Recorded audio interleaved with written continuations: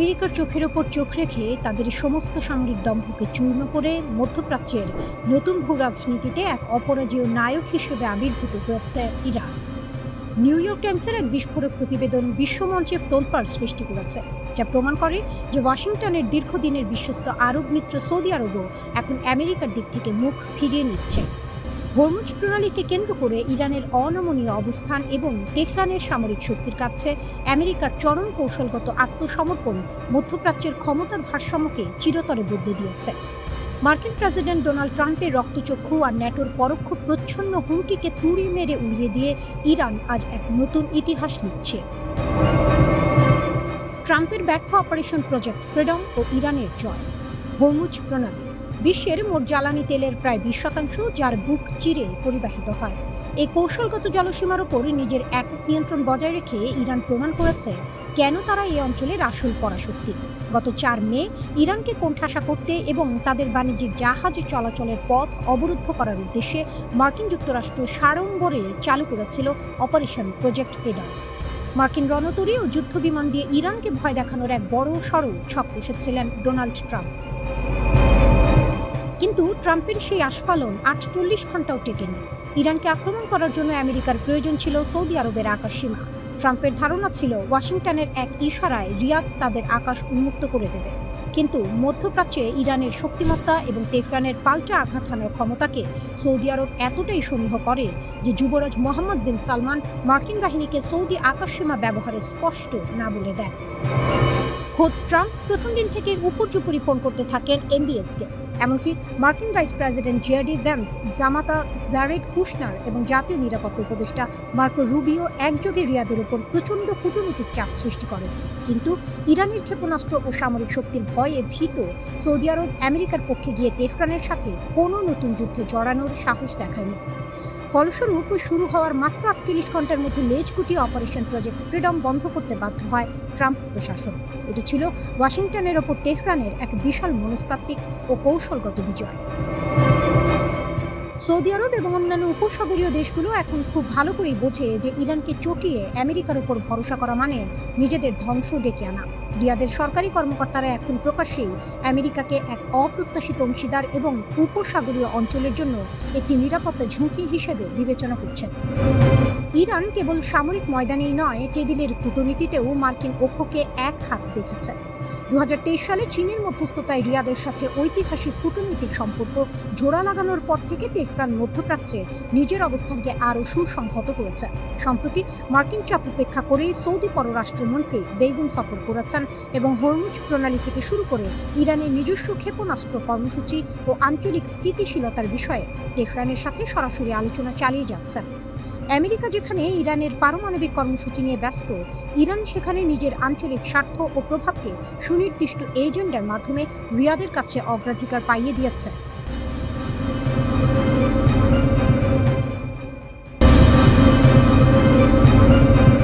যুদ্ধবিরতির আড়ালে লুকানো ষড়যন্ত্র।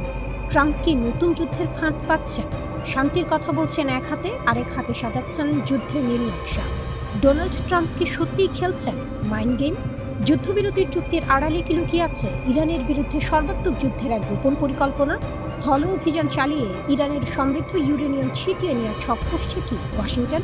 আর তার জবাবে তেহরানের হাতে এমন কোনো নতুন অস্ত্র আসছে যা বদলে দিতে পারে গোটা সমীকরণ?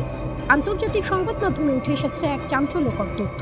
যুদ্ধবিরতির আড়ালে ইরানের বিরুদ্ধে সর্বাত্মক যুদ্ধের ষড়যন্ত্র করছে মার্কিন প্রশাসন। কূটনৈতিক প্রচেষ্টা বাইরে থেকে অব্যাহত থাকলেও ভেতরে ভেতরে ভিন্ন এক ফাঁদ সাজাচ্ছেন প্রেসিডেন্ট ট্রাম্প। অথচ তেহরান আগে থেকেই স্পষ্ট করে বলে দিয়েছিল মার্কিনীদের কোনো আশ্বাসেই তারা ভরসা রাখছে না। ফলে মধ্যপ্রাচ্যের আকাশে আবারও নেমে এসেছে যুদ্ধের কালো মেঘের ছায়া। যুক্তরাজ্য ভিত্তিক সংবাদ মাধ্যম ওয়াল স্ট্রিট জার্নালের বরাত দিয়ে ইসরায়েলি সংবাদ মাধ্যম দ্য জেরুজালেম পোস্ট জানিয়েছে ইরানের বিরুদ্ধে ফের সর্বাত্মক যুদ্ধে ফিরে যাওয়ার পরিকল্পনা করছে যুক্তরাষ্ট্র। একই সঙ্গে তেহরানের বিরুদ্ধে বিচ্ছিন্ন হামলা চালিয়ে পরিস্থিতি জিইয়ে রাখার চেষ্টা করছে মার্কিন কেন্দ্রীয় কমান্ড। এই বিষয়ে মার্কিন প্রতিরক্ষামন্ত্রী পিট হেগসেথ আর শীর্ষ সামরিক কর্মকর্তা জেনারেল ড্যান কেইনের সঙ্গে ইতিমধ্যে কয়েক দফায় বৈঠকও সেরে ফেলেছেন খোদ ট্রাম্প। সবচেয়ে চমকে দেওয়ার মতো তথ্য হলো টাইমলাইনটা। গত 18 জুন ইরানের সঙ্গে সাময়িক সমঝোতামূলক চুক্তি হওয়ার মাত্র 10 দিনের মাথায় দেশটির উপকূলীয় অঞ্চলে আবারও বিচ্ছিন্ন হামলা চালিয়েছে যুক্তরাষ্ট্র। প্রশ্ন হলো, চুক্তির কালি শুকানোর আগেই কেন এই আগ্রাসন? ওয়াল স্ট্রিট জার্নালের প্রতিবেদন অনুযায়ী এর পেছনে আছে এক কৌশলী হিসাব। ট্রাম্প যদি সরাসরি বৃহৎ যুদ্ধে জড়িয়ে পড়েন, তাহলে চলমান কূটনৈতিক প্রচেষ্টা পুরোপুরি ভেঙে পড়তে পারে, আর তার ফলে ইরানকে পারমাণবিক অস্ত্র অর্জন থেকে ঠেকানোর সুযোগও হাতছাড়া হয়ে যেতে পারে যুক্তরাষ্ট্রের। ঠিক এই আশঙ্কা থেকেই বৃহৎ যুদ্ধ এড়িয়ে বারবার বিচ্ছিন্ন হামলার পথ বেছে নিচ্ছে ওয়াশিংটন। একটা নিয়ন্ত্রিত চাপ যা যুদ্ধ ঘোষণা না করেও প্রতিপক্ষকে ক্লান্ত করে রাখে। এবার প্রশ্ন হলো, এই সম্ভাব্য আগ্রাসন ঠেকাতে কি করছে ইরান? উত্তরটা লুকিয়ে আছে দেশটির প্রতিরক্ষা খাতের ক্রমাগত অগ্রগতিতে। ইরানের সামরিক বাহিনীর শীর্ষ কর্মকর্তা ব্রিগেডিয়ার জেনারেল মোহাম্মদ ইউসেফি খোশকাল সম্প্রতি দাবি করেছেন, তাদের শক্তিশালী ক্ষেপণাস্ত্রগুলো সাম্প্রতিক যুদ্ধে ইসরায়েলের বিখ্যাত আয়রন ডোম এয়ার ডিফেন্স সিস্টেমকেও সফলভাবে ভেদ করতে সক্ষম হয়েছে। তার ভাষায়, এর মাধ্যমেই প্রমাণ হয়ে গেছে তাদের সামরিক সক্ষমতা ঠিক কতটা উন্নত।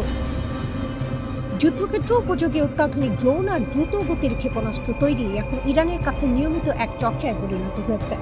বিমান প্রতিরক্ষা ব্যবস্থা আধুনিকায়নে উল্লেখযোগ্য সাফল্য দেখিয়েছে তেহরান। সবচেয়ে গুরুত্বপূর্ণ দিকটা হলো, ইরান মার্কিন প্রশাসনের প্রতিটি পদক্ষেপের ওপর তীক্ষ্ণ নজর রেখেছে। ভবিষ্যতে যুক্তরাষ্ট্র আরও আগ্রাসী হতে পারে, এই বাস্তবতা তারা ভালোভাবেই বুঝে গেছে। ঠিক এই প্রেক্ষাপটেই ইরানের সর্বোচ্চ প্রতিরক্ষা বাহিনী আইআরজিসির অভ্যন্তরে জোরালো হয়ে উঠেছে একটি দাবি। পারমাণবিক অস্ত্র তৈরির এই মুহূর্তে তেহরানের প্রধান লক্ষ্য হওয়া উচিত, এর কোনো বিকল্প পথ নেই বলেই মনে করছে তারা। বিশ্লেষকদের ধারণা, ইরানের হাতে থাকা সমৃদ্ধ ইউরেনিয়ামের কারণে ভবিষ্যতে পারমাণবিক অস্ত্র তৈরির বিষয়টিকে অগ্রাধিকার দিতে পারে দেশটির সরকার।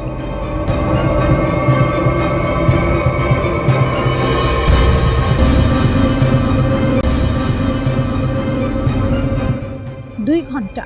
ট্রাম্প নিজেই বললেন, ইরানের পারমাণবিক অস্ত্র থাকলে ইসরায়েল 2 ঘন্টাও টিকত না।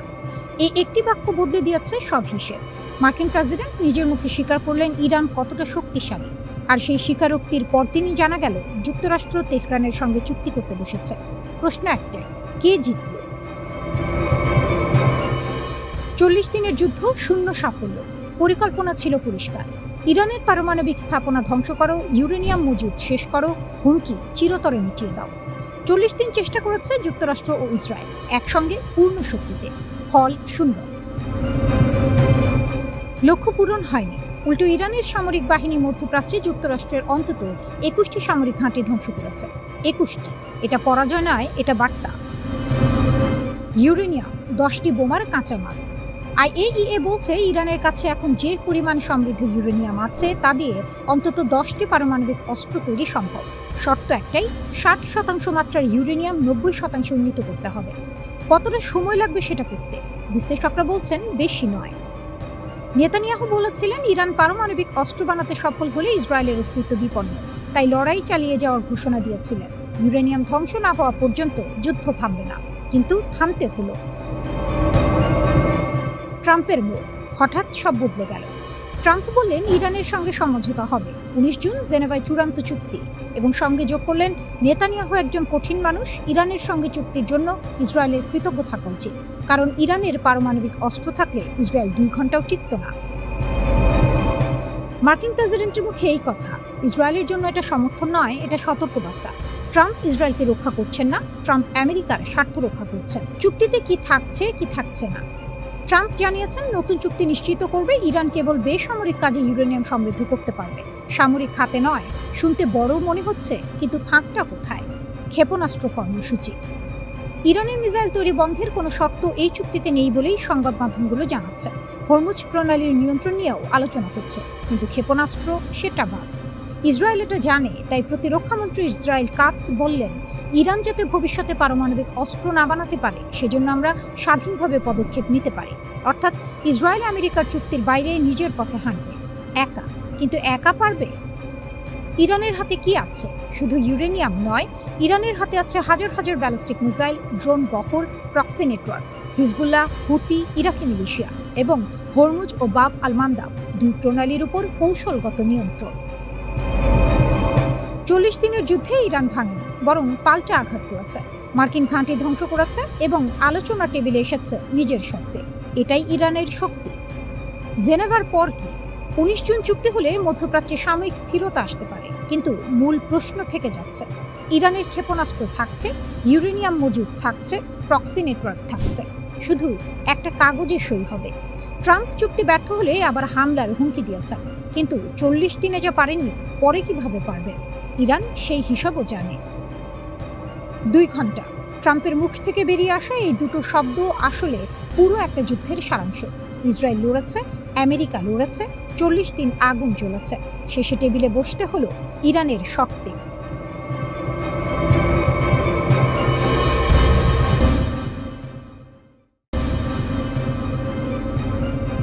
ফেব্রুয়ারি 2026, নিউ ইয়র্কে ইসরায়েলের শীর্ষ ইহুদি সংগঠনগুলোর বার্ষিক সম্মেলন। মঞ্চে উঠলেন ইসরায়েলের সাবেক প্রধানমন্ত্রী নাফতালি বেনেট। বক্তৃতা দিতে দিতে হঠাৎ বললেন 4টি শব্দ: তুর্কি ইজ দ্য নিউ ইরান। হলঘরে করতালি, কিন্তু আঙ্কারায় সেই 4টি শব্দ পৌঁছালো বজ্রপাতের মতো। ইরানের বিরুদ্ধে যুদ্ধ তখনও শেষ হয়নি, কিন্তু ইসরায়েলের কৌশলবিদরা ইতিমধ্যে পরের অধ্যায় লিখতে বসে গেছেন, এবং সেই অধ্যায়ের কেন্দ্রে যে নামটি বারবার আসছে সেটি তুরস্ক। ইরানের পর তুরস্ক, এটা কি সত্যিই সম্ভব? মার্চ 2026, ইরান যুদ্ধ তখন তুঙ্গে। ওয়াল স্ট্রিট জার্নালে আমেরিকান সাংবাদিক ব্র্যাডলি মার্টিন লিখলেন একটি নিবন্ধ শিরোনাম: তুরস্ককে ঠেকানো এখন জরুরি। তিনি যুক্তরাষ্ট্র ও ইসরায়েলকে সরাসরি আহ্বান জানালেন তুরস্ককে ঘিরে ধরতে।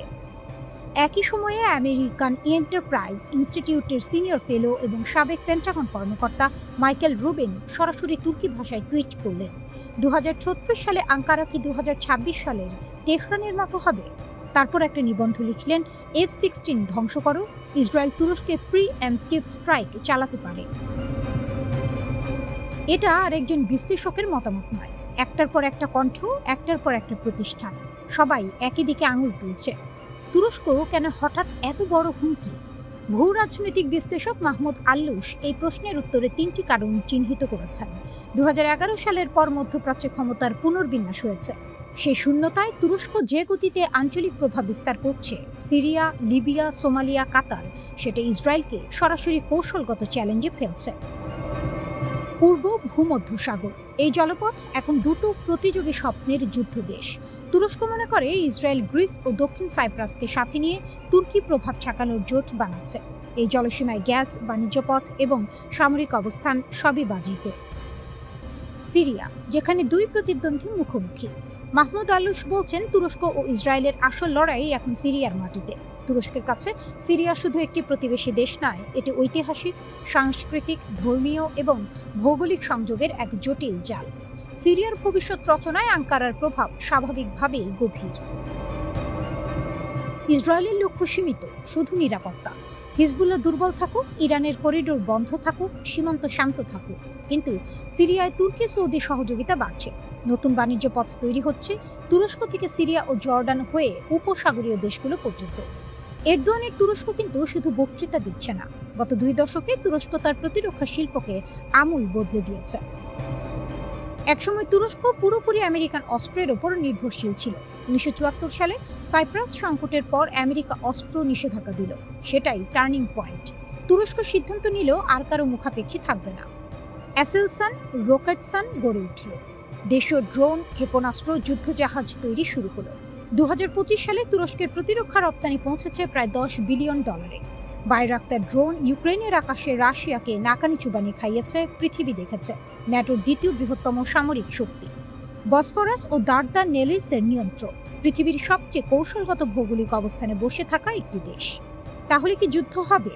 মাহমুদ আল্লুস স্পষ্ট বলছেন, সরাসরি সামরিক সংঘাত এখনই সম্ভাবনা নেই। তুরস্কের বিরুদ্ধে যুদ্ধ মানে ন্যাটোর বিরুদ্ধে যুদ্ধ। সেটার পরিণতি ইরান যুদ্ধের চেয়ে অনেক বেশি বিধ্বংসী।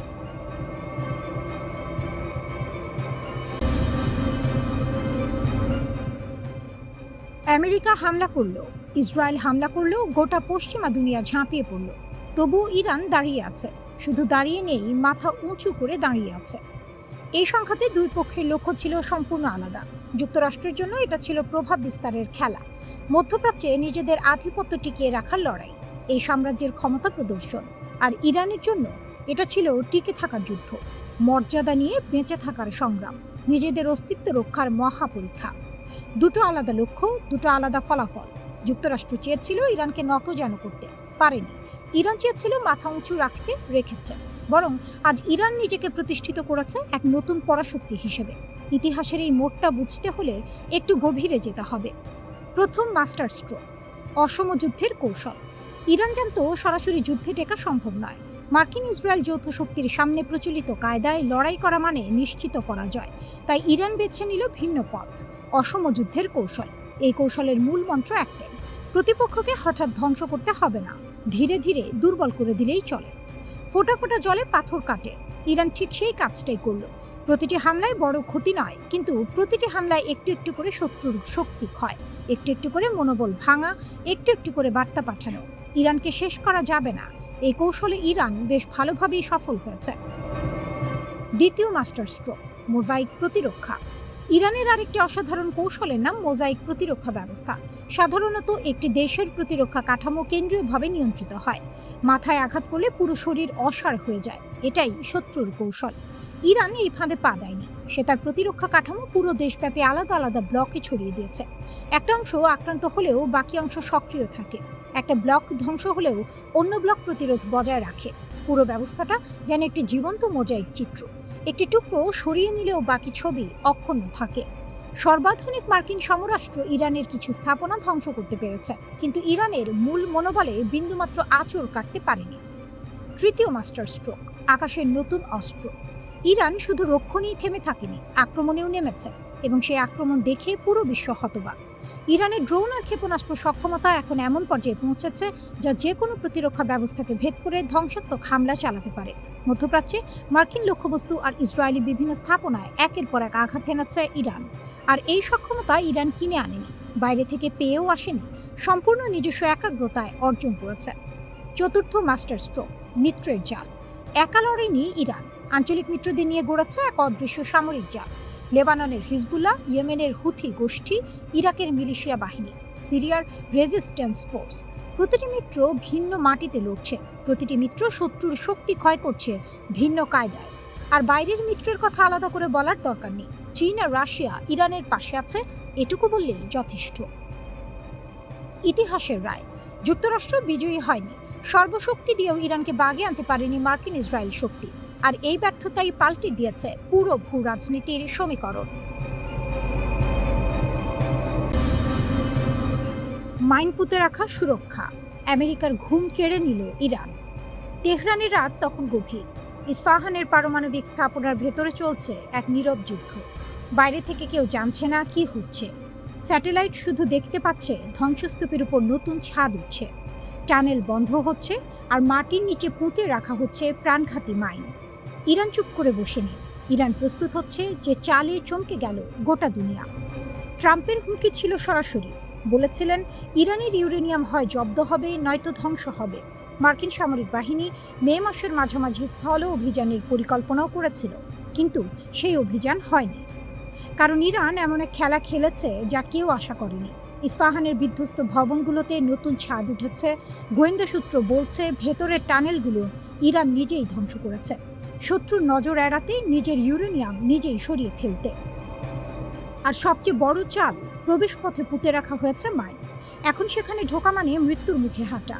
আমেরিকার হাত পা বাঁধা, পেন্টাগনে বৈঠক বসছে, বিশ্লেষকরা মাথা চুলকাচ্ছেন। স্থল অভিযান, মাইন আছে, ঝুঁকি অপরিসীম। বিমান হামলা, ইউরেনিয়াম ছড়িয়ে পড়লে তেজস্ক্রিয় বিপর্যয়।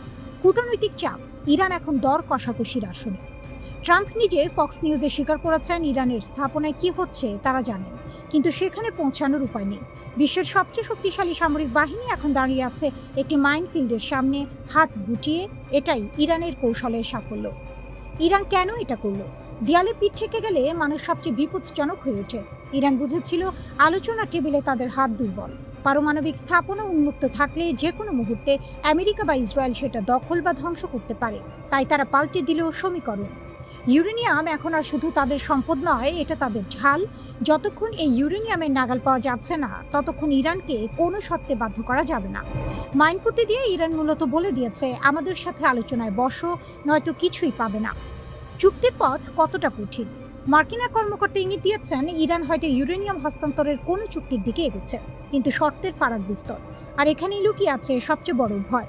আন্তর্জাতিক বিশ্লেষকরা আশঙ্কা করছেন ইরান দাবি করতে পারে গোলযোগের কারণে কিছু ইউরেনিয়াম ধ্বংস হয়ে গেছে। প্রমাণ করার উপায় নেই, কারণ সেই জায়গায় কেউ ঢুকতে পারছে না। এই ধোঁয়াশাই এখন সবচেয়ে বড় অস্ত্র ইরানের হাতে। হরমুজ প্রণালী আরেক ফ্রন্ট। শুধু ইউরেনিয়াম নয়, হরমুজ প্রণালী খুলে রাখার বিষয়টাও এই সমীকরণের অংশ। বিশ্বের তেল সরবরাহের 1/3 এই প্রণালী দিয়ে যায়। ইরান চাইলে যে কোনো মুহূর্তে সেটা বন্ধ করে দিতে পারে। ট্রাম্প প্রশাসন সেটাও মাথায় রাখছে।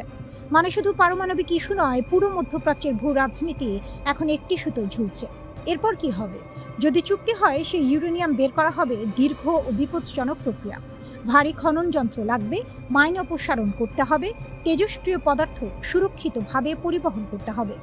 এটা কোনো সপ্তাহের কাজ নয়, মাসের পর মাস লাগবে। ইরান আজ দুর্বল নয়। মাটির নিচে মাইন পুঁতে, টানেল বন্ধ করে, ইউরেনিয়াম আড়াল করে তারা প্রমাণ করেছে একটি দেশ চাইলে পৃথিবীর একমাত্র পরাশক্তিকেও আটকে দিতে পারে।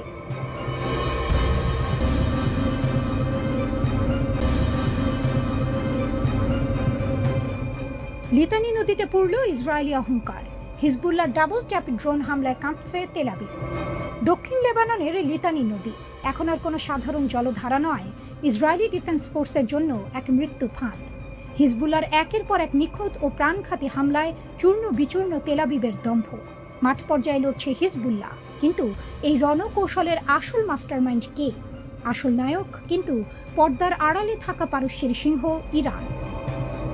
তেহরানের দেওয়া অত্যাধুনিক ড্রোন আর নিখুঁত যুদ্ধ কৌশলের সামনে লেবাননের মাটিতে কচু কাটা হচ্ছে নেতানিয়াহুর এলিট ফোর্সের সেনারা। রুটিন মুভমেন্ট ভেবে এগিয়ে যাচ্ছিল ইসরায়েলি কমান্ড টিম দক্ষিণ লেবাননের লিতানি নদীর কাছাকাছি এলাকা। ঘড়িতে তখন বিকেল ঠিক 5টা। 36তম ডিভিশনের ডেপুটি কমান্ডার স্বয়ং লিড করছিলেন এই ফরওয়ার্ড টিমকে। সাথে ছিল এক ঝাঁক উচ্চপদস্থ সেনা কর্মকর্তা। কিন্তু তারা জানতো না হিজবুল্লাহর যোদ্ধারা আগে থেকেই পেতে রেখেছে এক ভয়ঙ্কর মরণ ফাঁদ। হঠাৎ এক বিকট বিস্ফোরণ, কেঁপে উঠল পুরো উপত্যকা। ঘটনাস্থলে খতম ইসরায়েলি 36তম ডিভিশন হেডকোয়ার্টারের combat soldier master sergeant Alexander Philen. বয়স মাত্র 29, বাড়ি হাইফায়। শুধু একজন নিহত হওয়ায় শেষ নয়, বিস্ফোরণের তীব্রতায় গুরুতর জখম হলেন 36তম ডিভিশনের ডেপুটি কমান্ডার কর্নেল পদমর্যাদার এক শীর্ষ কর্মকর্তা। আহত হলেন 556তম ট্রান্সপোর্ট রেজিমেন্টের ব্যাটালিয়ন কমান্ডার লেফটেন্যান্ট কর্নেল পদমর্যাদার আরেক অফিসার। এক আঘাতেই ধূলিসাৎ আইডিএফ-এর পুরো কমান্ড চেইন। এই ধাক্কা সামলানোর আগেই আইডিএফ-এর জন্য নেমে এলো আরও এক দুঃস্বপ্ন। কফর তেপনিট গ্রামের কাছে তখন সকাল 6টা। একটি ইসরায়েলি ট্যাঙ্ক পজিশনকে লক্ষ্য করে ধেয়ে এলো হিজবুল্লাহর একটি এফপিভি কামিকাজে ড্রোন। নিখুঁত নিশানা, বিকট বিস্ফোরণ। স্প্লিন্টারের আঘাতের সাথে সাথে ঝাঁঝরা হয়ে গেল 4 ইসরায়েলি সেনা। এরপর শুরু হলো হিজবুল্লাহর ডাবল ট্যাপ রণকৌশল। আহত সেনাদের উদ্ধার করতে যখনই একটি ইসরায়েলি ইভাকুয়েশন যান বা অ্যাম্বুলেন্স সেখানে এসে পৌঁছালো, আকাশ থেকে বাজ পাখির মতো ছেঁকে ধরল হিজবুল্লাহর দ্বিতীয় ড্রোনটি। উদ্ধারকারী গাড়ির ওপর সরাসরি আছড়ে পড়ল সেটি। আহতদের বাঁচাতে এসে নিজেই ধ্বংসস্তূপে পরিণত হলো আইডিএফ-এর গাড়ি। মারাত্মকভাবে আহত হলেন আরও এক সেনা। রক্তাক্ত 5 সেনাকে হেলিকপ্টারে করে উড়িয়ে নিয়ে যাওয়া হলো ইসরায়েলের হাসপাতালে। একেই বলে রণক্ষেত্রের চূড়ান্ত অপমান। এত কিছুর পরও ইসরায়েল ভাবছে আলোচনা টেবিলে হিজবুল্লাহকে নিরস্ত্র করা যাবে। হিজবুল্লাহ নেতৃত্ব স্পষ্ট জানিয়ে দিয়েছে, কোনো শর্তহীন আত্মসমর্পণ নয়। আলোচনার একমাত্র ছাদ হলো পারস্পরিক নিরাপত্তা। নিরস্ত্রীকরণের কোনো প্রস্তাব লেবাননের মাটিতে টিকবে না। ইসরায়েলের জন্য কোনো সেফ জোন বা পরীক্ষামূলক এলাকা রাখা হবে না। কোনো লাল, সবুজ বা হলুদ রেখা মানা হবে না। আমেরিকার ছায়াতলে বসে যে অসম্মানজনক চুক্তি তেল আবিব চাপাতে চায়, তা বুড়ো আঙুল দেখিয়ে প্রত্যাখ্যান করেছে প্রতিরোধ যোদ্ধারা। আর এই অদম্য সাহসের মূল জ্বালানি আসছে তেহরান থেকে। ইরান শুধু বন্ধু নয়, ইরান এই যুদ্ধের আসল রূপকার। পশ্চিমাদের শত নিষেধাজ্ঞা আর মার্কিন রণতরীর হুমকিকে তুড়ি মেরে উড়িয়ে ইরান তার সর্বোচ্চ প্রযুক্তি পৌঁছে দিয়েছে লেবাননের ফ্রন্ট লাইনে। বেইজিং আর মস্কোর সাথে ভূ রাজনৈতিক ভারসাম্য রক্ষা করে ইরান আজ মধ্যপ্রাচ্যের একক চালিকা শক্তি। ইসরায়েলের আয়রন ডোম কিংবা আমেরিকার আধুনিক নজরদারি, ইরানি প্রযুক্তিতে তৈরি এই এফপিভি ড্রোনের ঝাঁকের সামনে আজ সম্পূর্ণ অকেজো।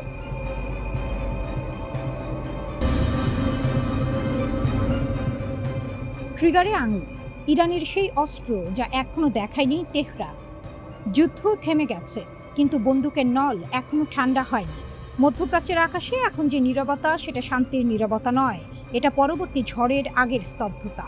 ইরান আর ইসরায়েলের মধ্যে সাময়িক যুদ্ধবিরতি চলছে বটে, কিন্তু তেহরানের সামরিক বাহিনী তাদের অস্ত্রের ট্রিগারে আঙুল রেখেই অপেক্ষা করছে, এবং সেই অপেক্ষায় তারা দুর্বল নয়, বরং এমন কিছু শক্তি জমিয়ে রেখেছে যা এখন পর্যন্ত কেউ দেখেনি। প্রশ্ন হলো, সেই শক্তি ঠিক কতটা ভয়াবহ? সাম্প্রতিক যুদ্ধে ইরান একটি বার্তা পাঠিয়ে দিয়েছে, নিখুঁতভাবে মিসাইলের ডগায়। ইহুদিবাদী ইসরায়েলের দিকে ধেয়ে যাওয়া শক্তিশালী ব্যালিস্টিক মিসাইল আর আত্মঘাতী ড্রোনের ঝাঁক দেখিয়ে দিয়েছে যে ইরানের সামরিক বাহিনী শুধু হুমকি দেয় না, হামলাও করে, সেটাও মধ্যপ্রাচ্যের বাইরে পর্যন্ত। ভারত মহাসাগরে ব্রিটিশ আমেরিকান সামরিক ঘাঁটিতে নির্ভুল ক্ষেপণাস্ত্র হামলা চালিয়ে তেহরান প্রমাণ করেছে দূরত্ব এখন আর কোনো ঢাল নয়। ইরান চাইলে হাজার হাজার কিলোমিটার দূরে গিয়েও প্রতিপক্ষের বুকে আঘাত করতে পারে। কিন্তু এটা যদি হয় শুধু তাদের দেখানো শক্তি, তাহলে না দেখানো শক্তিটা কেমন?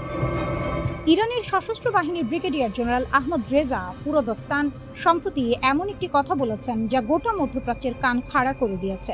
তার ভাষায়, আমরা আমাদের সামরিক সক্ষমতার উল্লেখযোগ্য অংশ এখন পর্যন্ত যুদ্ধের ময়দানে ব্যবহার করিনি। এই একটি বাক্যই যথেষ্ট।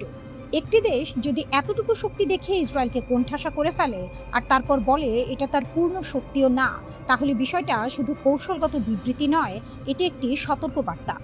ইরানের রাষ্ট্রীয় সম্প্রচার মাধ্যম প্রেস টিভিও নিশ্চিত করেছে, মধ্যপ্রাচ্যের সীমানার বাইরেও নির্ভুলভাবে হামলা চালানোর সক্ষমতা আছে তেহরানের। এমন অস্ত্র আছে যার কথা এখনও প্রকাশ্যে আসেনি।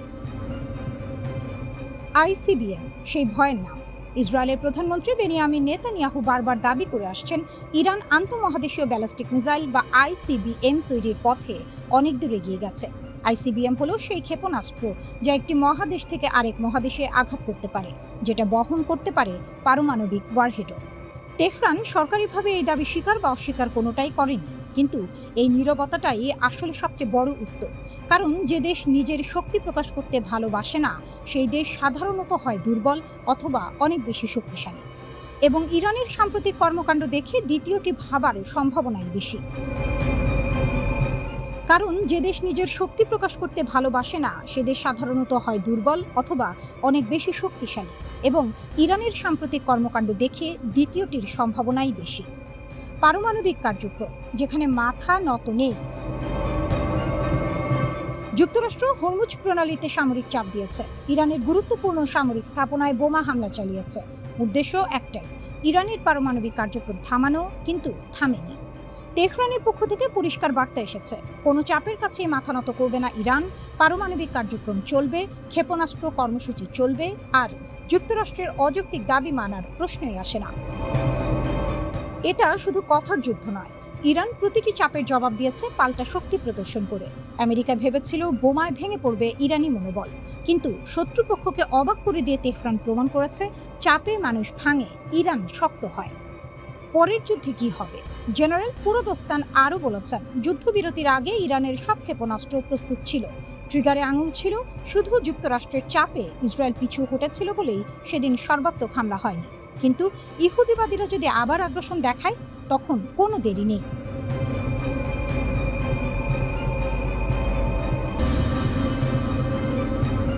যুদ্ধ হেরেও জিতল ইরান, আমেরিকার সবচেয়ে বড় কূটনৈতিক বিপর্যয়। 3 মাস, হাজারো বোমা, বিপুল অস্ত্র ভাণ্ডার, তবু আমেরিকা টেবিলে ফিরে এলো। ইরানের সঙ্গে সমঝোতায় বসতে বাধ্য হলেন ডোনাল্ড ট্রাম্প। যে ইরানকে গুড়িয়ে দেওয়ার স্বপ্ন দেখেছিল ওয়াশিংটন, সেই ইরানই আজ টিকে আছে।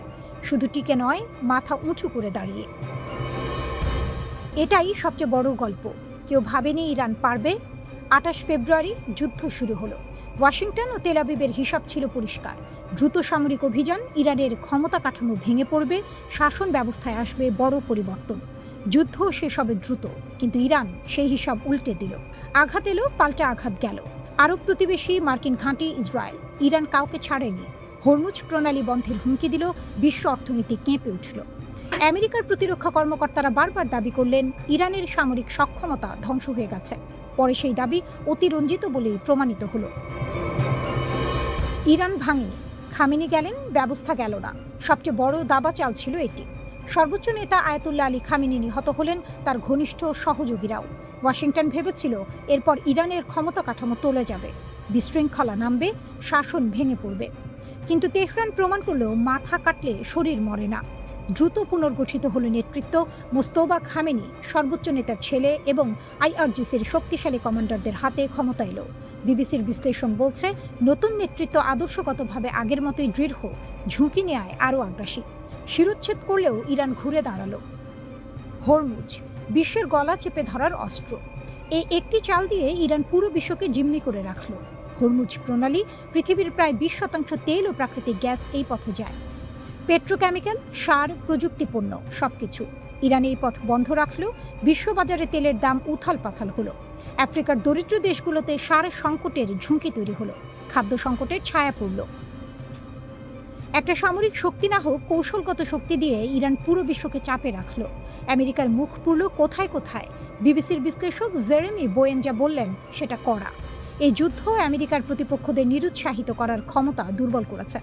উপসাগরীয় তেল সমৃদ্ধ আরব রাজতন্ত্রগুলো, যারা মার্কিন ছাতার নিচে নিরাপদ ছিল, তারা এখন বিকল্প জোট খুঁজছে, ইরানের সঙ্গে সহাবস্থানের পথ খুঁজছে। চীন পুরো সময়টা চুপ করে দেখল। আমেরিকার সামরিক সক্ষমতার বাস্তব সীমা কোথায় সেটা বুঝে নিল। সমঝোতা, কিন্তু ইরানের শর্তে চুক্তি হলো 2 পৃষ্ঠা, 14টি ধারা। হরমুজ খুলবে, মার্কিন নৌ অবরোধ উঠবে, যুদ্ধবিরতি সম্প্রসারিত হবে। কিন্তু কঠিন প্রশ্নগুলো এখন উত্তরহীন। ইরানের পারমাণবিক কর্মসূচির ভবিষ্যৎ কী? নিষেধাজ্ঞার বিনিময়ে তেহরান কতটা ছাড় দেবে? ইসরায়েল সবচেয়ে বড় হারের গল্প। এই পুরো যুদ্ধে সবচেয়ে বড় ধাক্কা খেয়েছে ইসরায়েল।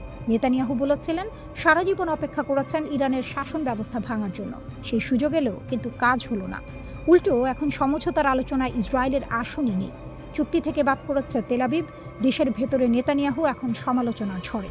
বিরোধীরা বলছেন, এই নীতি ইসরায়েলকে আরও বিপদে ফেলেছে। দক্ষিণ লেবাননে ইসরায়েলি বাহিনী এখনও আটকে।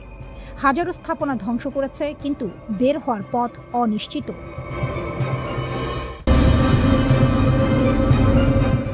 ইরান অস্ত্র নামায়নি কেন? সীমান্তে ভারী অস্ত্র, সেনাবাহিনীর রণসজ্জা আর তেহরানের গলায় একটাই বার্তা, আমরা প্রস্তুত। যুদ্ধ থেমেছে কাগজে কলমে, কিন্তু ইরানের ট্যাঙ্ক থামেনি, মিসাইল ব্যাটারি সরেনি। সীমান্তে নিরাপত্তা বাড়ছে, কমছে না। কেন? কারণ ইরান জানে, ইতিহাসে যারা আগে অস্ত্র নামিয়ে রেখেছে তারাই পরে চুক্তির টেবিলে দুর্বল হয়ে বসেছে। আর দুর্বলের কথা কেউ শোনে না, না তেহরানে না ওয়াশিংটনে। মধ্যপ্রাচ্যের রাজনীতিতে একটা পুরনো সত্য আছে, কূটনীতি তখনই কাজ করে যখন পেছনে শক্তি থাকে। ইরান ঠিক সেই খেলাটাই খেলছে।